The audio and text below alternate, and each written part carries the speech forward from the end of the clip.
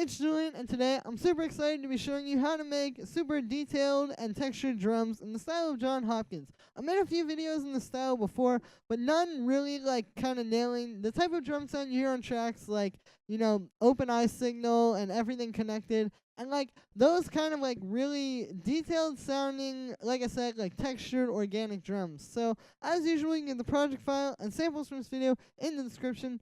Yeah, here we go. So the first sound that I have here is this little Foley sound thing. It sounds like this.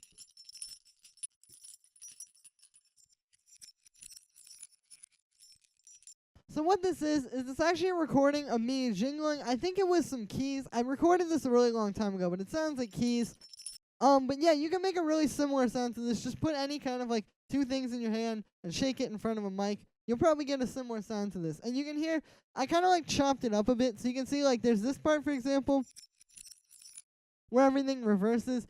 This is just kind of random. The thing with layers like this is it's not really going to be rhythmic. Because if you look at this, there are sort of hits in there, I guess, that you could say are sort of hits. But they're not really, they don't really need to be synced up with the beat the way a hi-hat or more kind of percussive stuff would be. So it's just kind of playing in the background, and it helps to set up the atmosphere and sort of the sonic world that you're trying to have. And now the only effect I have on this is I did sidechain into the kick.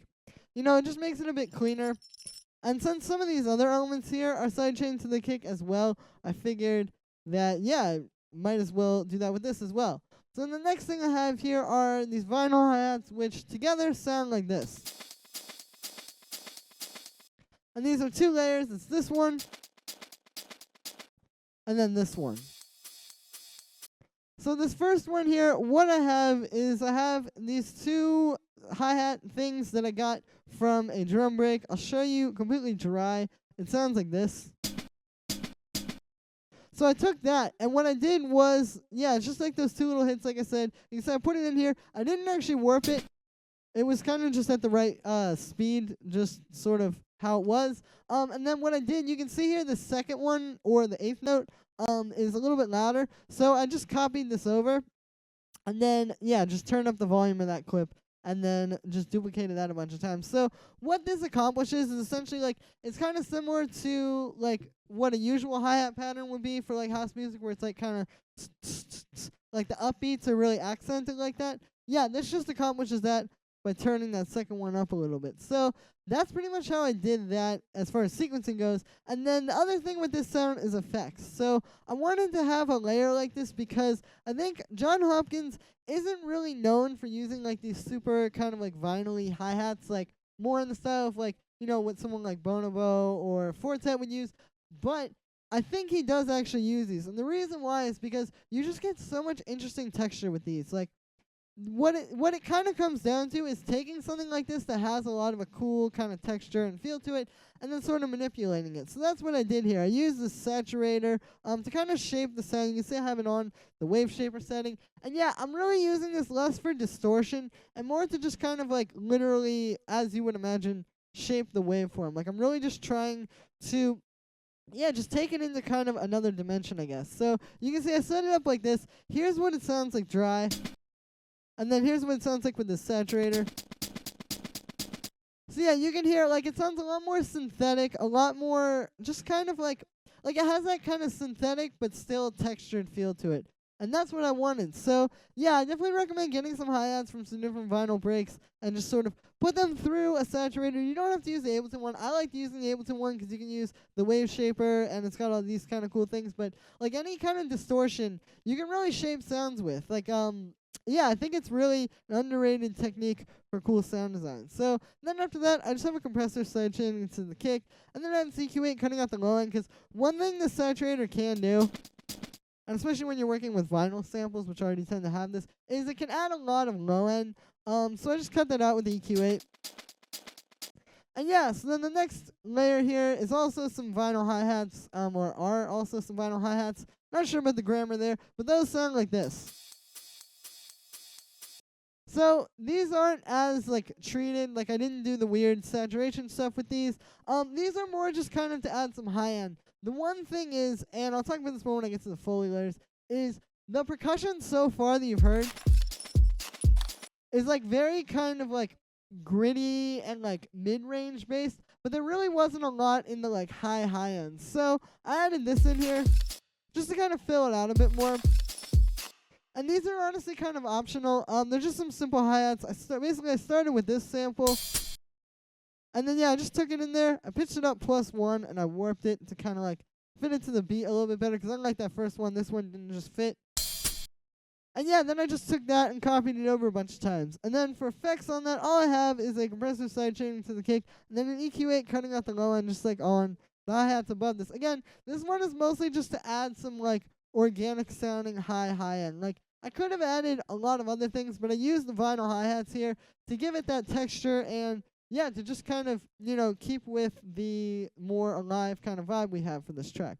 So then the next thing that I'm going to show you here are these Foley sounds, which sound like this. I'll play them with the kick so you can kind of hear the groove.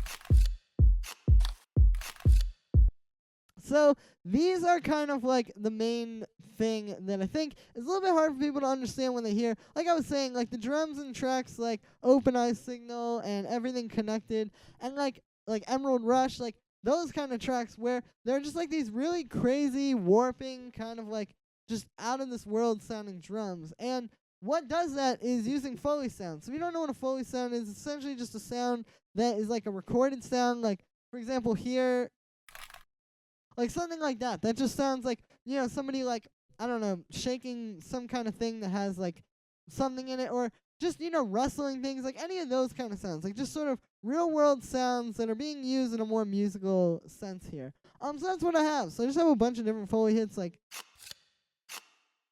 those, and this one, and then this last one. And what I did was I had already started with the hi-hats. Like I basically had this, and then I just sort of added these as like the extra percussive layer on top.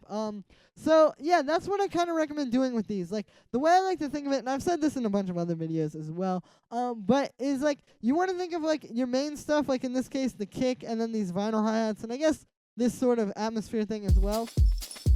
You want to think of that as more of like your kind of like chord progression. Like this is more of like the foundation that everything is going to build on. Or even you can think of it as like the bass line, or anything that you think of as like the foundation of your track.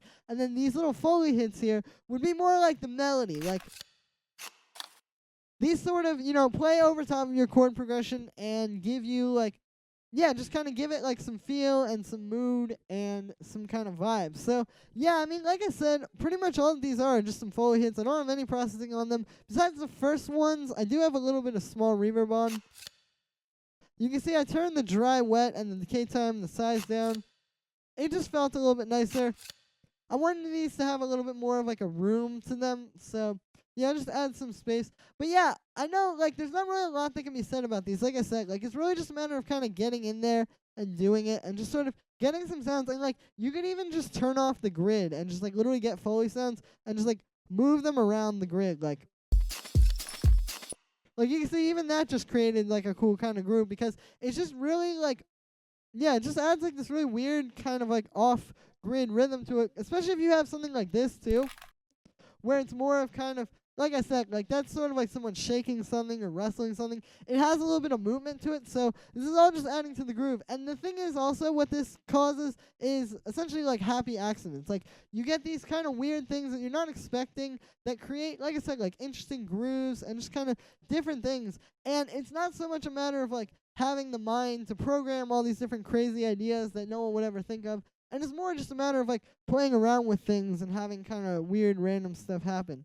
So so that was how I did those. And then finally, we just had this kick here, which sounds like this. So it doesn't have any processing on it. It's a really simple kick, but it actually does allow me to kind of say something, is that with this style, like with Jon Hopkins' music, his kicks tend to be a lot more like round and kind of soft. Like in the style of this one.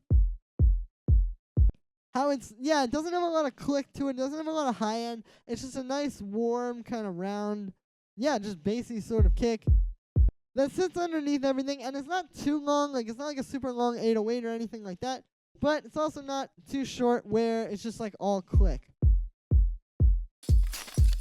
So so that's pretty much it for this one. Like I said, I just kind of wanted to show you like some of the techniques like distorting the vinyl hi-hats, recording like the different little Foley sounds, and then mixing in Foley sounds at the end to kind of give it some more percussion and more of a groove. So that's gonna be it for this video. Make sure to let me know what you thought of this video in the comments, and make sure to like this video as well as subscribe. My social media is on the screen right now. You can check that out if you would like, and you can get the project file and samples from this video in the description. Make sure to check that out as well. And yeah, thank you again, everybody, and I will see you tomorrow with another tutorial.